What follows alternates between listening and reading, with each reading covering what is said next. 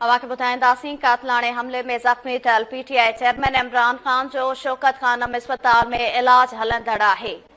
कातलाणे हमले में ज़ख़्मी थियल पीटीआई चेयरमैन इमरान ख़ान जो शौकत खानम अस्पताल में इलाज हलंदड़ आहे। इमरान ख़ान जो सिटी स्कैन कयो वियो आहे।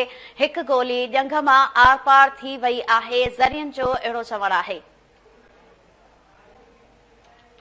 अहम ख़बर अवां ताईं पहुचायूं पिया। कातलाणे हमले में ज़ख़्मी थियल पीटीआई चेयरमैन इमरान ख़ान जो शौकत खानम अस्पताल में इलाज हलंदड़ आहे। इमरान ख़ान जो सिटी स्कैन कयो वियो आहे, जॾहिं त ज़रियनि मूजिबि हिकु गोली ॼंघ मां आर पार थी वई आहे। अवां खे ॿुधायूं पिया नाज़िन, कातलाणे हमले में ज़ख़्मी थियल पीटीआई चेयरमैन इमरान ख़ान जो शौकत खानम अस्पताल में इलाज हलंदड़ आहे। इमरान ख़ान जो सिटी स्कैन कयो वियो आहे। हिकु गोली ॼंघ मां आर पार थी वई आहे। कातलाणे हमले में ज़ख़्मी थियल पीटीआई चेयरमैन इमरान ख़ान जो शौकत खानम अस्पताल में इलाज हलंदड़ आहे। अवां खे ॿुधायूं पिया, इमरान ख़ान जो सिटी स्कैन कयो वियो आहे। हिकु गोली ॼंघ मां आर पार थी वई आहे।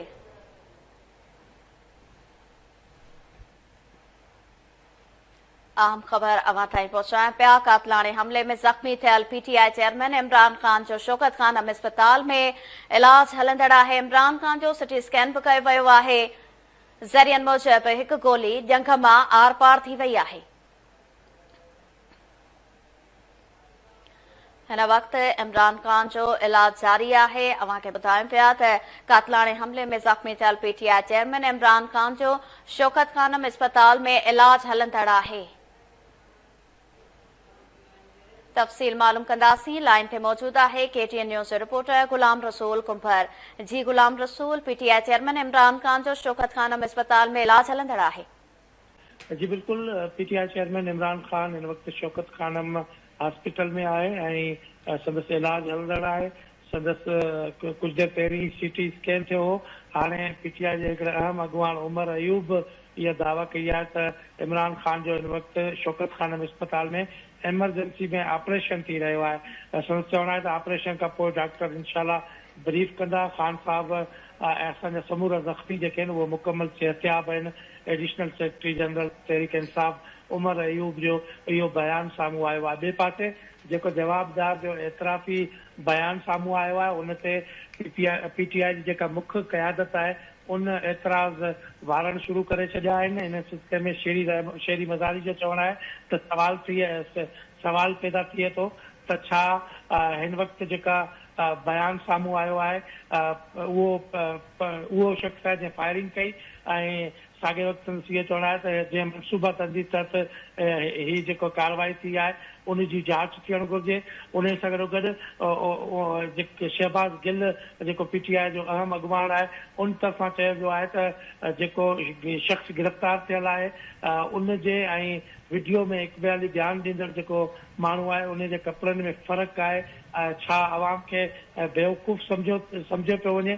साॻे वक़्तु बयान में उन सां गॾोगॾु शेरी मज़ारी बि सवाल उथारियो आहे। हमाद अज़हर तरफ़ां चयो वियो आहे त मामिलो एतिरो आसान न आहे जंहिंजो फौरी तौर ते एतिराफ़ साम्हूं अची वियो आहे। छा अवाम खे बेवकूफ़ सम्झियो पियो वञे।